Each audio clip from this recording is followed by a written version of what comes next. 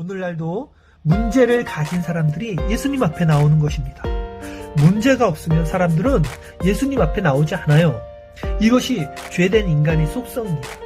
자기 자신을 의지하고 돈을 의지하고 사람을 의지하지 결코 눈에 보이지 않는 예수님이나 신적 존재를 의지하지 않아요. 그러다 정말 자신의 힘으로, 자신의 돈으로, 자신의 능력으로 해결할 수 없는 그 문제를 직면했을 때 비로소 인간은 신적인 존재를 찾게 되는 거예요. 근데 문제가 뭔지 아세요?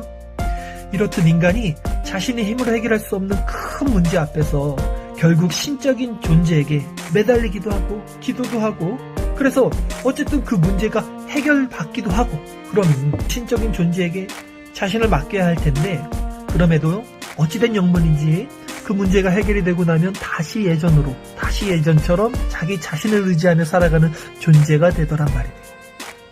저는 주변에 그런 사람들 정말 많이 봤어요. 그리고 한때는 저 역시 그런 자들 중에 하나였고, 인생의 큰 문제를 만나면 우리는 예수님 앞에 나옵니다. 그리고 한동안은 예수님께 기도를 하고 또 문제 해결도 받고 예수님의 마음으로 위로를 받고, 그래서 변화되는 삶을 살아가는 것처럼 보여요. 그런데 어찌된 영문인지 시간이 흐르고 그 문제들이 더 이상 내게 고통을 주지 않을 때쯤 되면 이제 우리는 다시 자기 자신을 의지하며 언제 그랬냐는 듯이 예수님을 등한시하는 신앙생활을 하게 됩니다.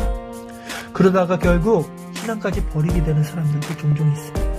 왜 그런지 아세요? 그것은 결국 그들이 진정으로 예수님을 만나지 못했기 때문이에요. 자신의 죄성을 알고 자기 자신이 누군지를 알고 자아를 십자가로 넘긴 자들만이 예수님을 생명으로 만날 수 있게 됩니다.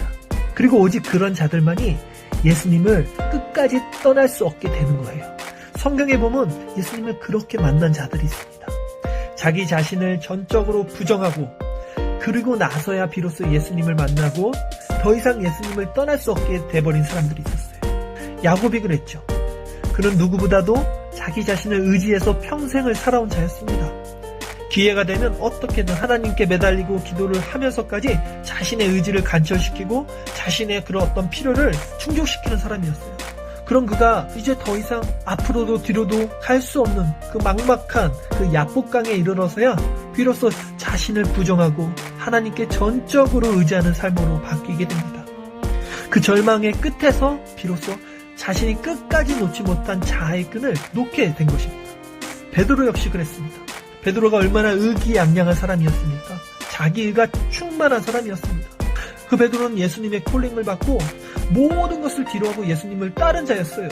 그리고 다른 사람들은 다 예수님을 따라도 나는 결코 예수님을 따르지 않겠다고 자신만만했던 사람이었습니다. 그럼에도 불구하고 예수님의 십자가 죽음의 공포 앞에 그 베드로는 예수님을 모른다고 3번씩이나 부인하고 그제서야 자신의 실존이 어땠는지를, 자신이 누구인지를, 어떤 존재인지를 깨닫게 되고 낭망하게 됩니다. 그 절망 가운데 떨어진 그 베드로에게 부활하신 예수님께서 다시 찾아가시죠. 그리고 그 디베라 바닷가에서 철저하게 내려앉은 그 베드로에게 다시 사도권을 되돌려 주었을 때, 그 이후로 이제 베드로는 더 이상 자기 자신을 의지할 수 없는 자가 되고, 그럼에도 예수님 없이는 살 수 없는 자가 되어 십자가 생명으로 살아가게 된 것입니다. 이게 신앙인의 삶이에요. 우리가 예수님을 만나는 과정은 꼭 이렇습니다. 이렇듯 결국 예수님을 만난다는 것은 어떠한 큰 시련과 문제를 통해서 자신이 자아가 모두 삭제되고 그 절망의 끝까지 떨어져야 하는 거예요.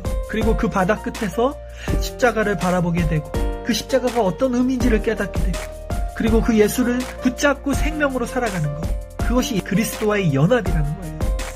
마치 이스라엘의 건기 때 죽어가는 사슴이 더 이상 호수 따위가 눈에 들어오지 않을 만큼 절박한 심정이 되어서 옹달샘만을 향해 달려가듯 자신의 생명까지 던져버릴 수 있는 그 절박한 심정 가운데서 우리는 예수 생명을 붙잡을 수 있다는 말입니다.